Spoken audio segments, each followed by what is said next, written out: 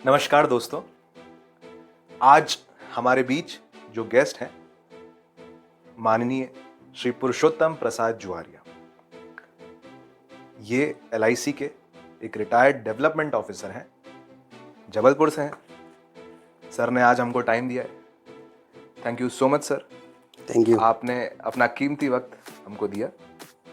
आज हम इनके बारे में जानेंगे और इनकी क्या विचारधाराएं हैं समाज को लेके, कैसे एक अच्छा जीवन जिए, कैसे एक जो आदमी है जो नौकरी करता है किसी संस्थान में, कैसे वो अपना परिवार पालता है, या एक मध्यम वर्गीय परिवार कैसे अपनी जिंदगी जीता है, आज हम इनसे जानेंगे। एक मिडिल क्लास इंसान कैसे अपने जीवन की कठिनाइयों को, हर्डल से जूझता है, संभलता है और उसी के साथ साथ अपने परिवार को आगे लेके चलता है, आज हम जानेंगे।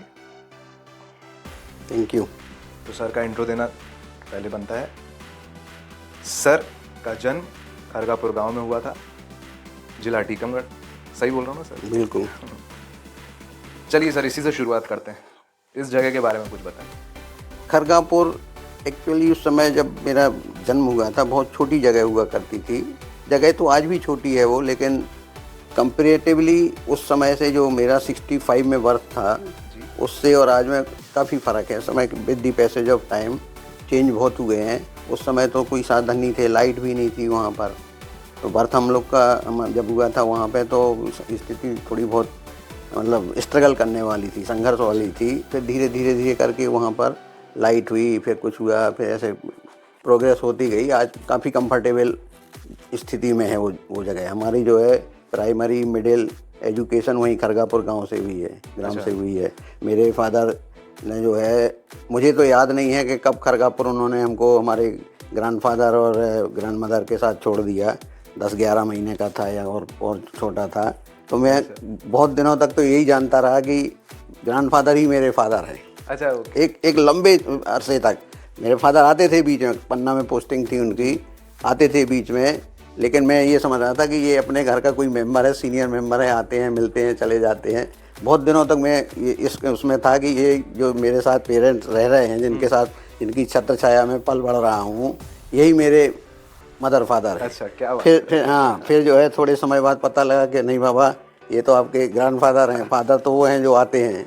तब जाके जब आपके पता चला तो 8वीं 9वीं तक मैंने वहाँ पढ़ा है। 9वीं के बाद फिर चूँकि वहाँ हायर एजुकेशन की सुविधा नहीं थी तो फिर फादर अपने साथ हमको सतना ले गए। फिर सतना में हमने 10वीं 11वीं फिर बाकी जो एजुकेशन थी वहाँ से शुरू हुई।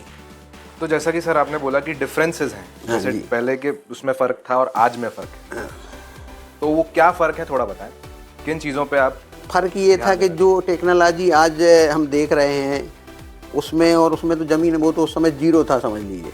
अच्छा। इवन लाइट भी नहीं थी घर में। ये कम्युनिकेशन के साधन हो गए, मोबाइल हो गया, अकेला रेडियो हुआ करता था, जो न्यूज़ पढ़ना है तो उससे पेपर भी, इवन पेपर सर्कुलेशन जो डेली के थे वो रेगुलर नहीं थे। 2-3-4 बस टीकमगढ़ ज़िले से गांव तक 2-3-4 बस होती थी। अगर वो बस निकल गई तो किसी के आने की उम्मीद वहाँ सीज हो जाती थी। वाहन भी 4 व्हीलर भी नहीं थे, 2 व्हीलर भी बड़े लिमिटेड थे, आप गिन सकते थे। अच्छा। मेरे को याद है कि मेरे ख्याल से मेरे फादर की कार जो है पहली गाड़ी थी उस समय जब वो गांव आए थे कार लेके। लोग ये बोला करते थे, देखो रे वो आ गई है, 2 मुंह की कार आ गई है बोले। अच्छा। बच्चे जो है बस स्टैंड से ही पीछा करते थे उसका। अच्छा। तो एक जो है वो अलग एक माहौल हुआ करता था। तो उस समय कोई साधन नहीं थे, कहीं भी आपको जाना है तो ना ट्रेन की सुविधा थी, ना अपना खुद के वाहन की सुविधा थी। आप बस पे ही डिपेंडेंट रहते थे। तो बस से आप जाइए, और टाइम टेकिंग भी था, बहुत ज़्यादा टाइम लगता था उसमें। तो अब जैसा था उससे करते थे। फिर समय धीरे धीरे करके आया तो अब काफ़ी अच्छी उस स्थिति में हो गए हैं, जहाँ अपन घंटों में जो जर्नी किया करते थे वो अब जो है बहुत आसान हो गए। दिन जहाँ लग जाता था वो कुछ घंटों में होने लगा है। मतलब हम आधुनिकता की तरफ बढ़ रहे हैं। बिल्कुल।